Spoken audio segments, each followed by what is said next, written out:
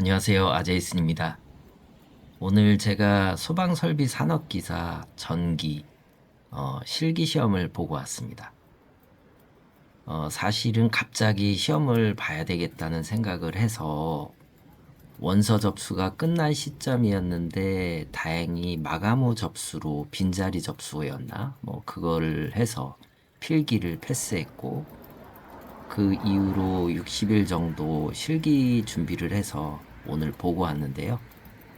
난이도는 생각했던 것처럼 높지는 않았지만은 역시나 신출 문제는 생소했고 변형 문제도 조금은 까다로웠습니다. 그래도 가채점 결과 78점 정도 나왔는데 큰 실수를 여러 번 하지 않는 이상은 무난하게 합격하지 않을까 조심스럽게 생각해 봅니다. 제가 늘 이야기했던 절실함이 없던 상태에서 이번 시험을 준비를 했는데요. 그래서 초반에는 그냥 잠깐씩 받고 마지막 2주일 정도 열심히 했습니다.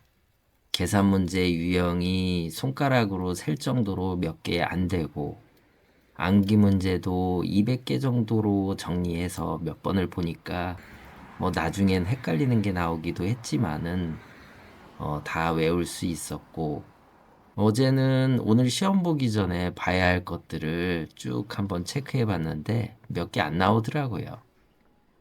지난주에는 10개년 기출 문제를 다시 한번 쭉 돌려보고 요점도 정리했습니다. 지금까지 3회도 했던 것 같고 안 풀리는 문제가 있는 페이지에는 포스트잇을 붙였어요. 다행히 안 풀리는 문제가 많진 않았지만은 그래서 공부를 쉽게 그나마 수월하게 진행을 했고요. 그런데 사실 말이 3회독이지 잘 못 풀겠다는 문제는 이렇게 모아서 단원별로 다시 복습할 때 한 번씩 들여다보고 했으니까 좀 복잡한 거는 10번 이상 풀어본 문제도 있을 거예요. 제가 전기기사나 에너지관리기사 시험하고 달리 소방설비는 법 규정 조건을 설명하라는 문제가 좀 다양하게 있더라고요. 전선의 수를 계산하고 용도를 쓰는 문제나 미완성 회로를 완성시키는 문제도 있고요. 처음엔 조금 당황했는데 역시나 계산 문제의 비중이 적고 쉬운 편이라서 어려운 문제들을 추려서 집중적으로 보니까 큰 부담은 없었습니다. 단지 지구선이 회로선이고 이런 식으로 같은 용어를 문제마다 좀 다르게 써갖고 헷갈릴 때가 있었어요. 그걸 깨닫는데 시간이 조금 필요했고 다른 시험들도 마찬가지지만은 이해할 수 없는 깊은 설명보다는 쉽게 이해할 수 있는 것이라면 설명을 해줘도 좋지만은 문제별로 어떻게 접근하고 또 어떻게 풀어야 하는지 풀이 방법만 좀 잘 설명해주는 강의가 있으면 훨씬 더 쉬웠겠다는 생각이 듭니다. 지난주에 자전거 타고 도서관으로 가는 한 20여 분 시간 동안 여러 가지 생각이 들더라고요. 완연한 가을의 높고 푸른 하늘이고 아주 선선한 바람도 불고 그야말로 여행 가기 딱 좋은 날씨인데 도서관으로 가고 있으니까 시험 끝나면 좀 실컷 놀아야 되겠다 이런 생각을 했어요.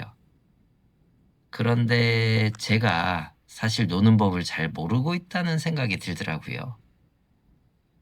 제가 23년 1월부터 정기기사를 준비해서 23년 3회차 때 실기를 합격을 했고 그 다음 에너지관리기사를 준비를 해서 실기를 몇 번을 떨어지고 올해 1회차 때 합격하고 나서 또 조금 쉬다가 소방설비 산업기사를 보게 돼서 지금 전기기사 3회차 때 실기를 봤는데 그렇게 따져보니까 3년 정도를 계속 공부하진 않았지만은 쉬엄쉬엄 이렇게 공부를 하게 됐네요. 그러고 보니까 사실은 제가 노는 법을 잘 모르고 있다는 생각이 들더라고요. 그래서 앞으로는 이것저것 여러 가지 취미 활동을 해볼 생각입니다. 여러분들 인생 즐기는 법도 댓글로 한번 남겨주시면 제가 참고해 보도록 하겠습니다. 고맙습니다.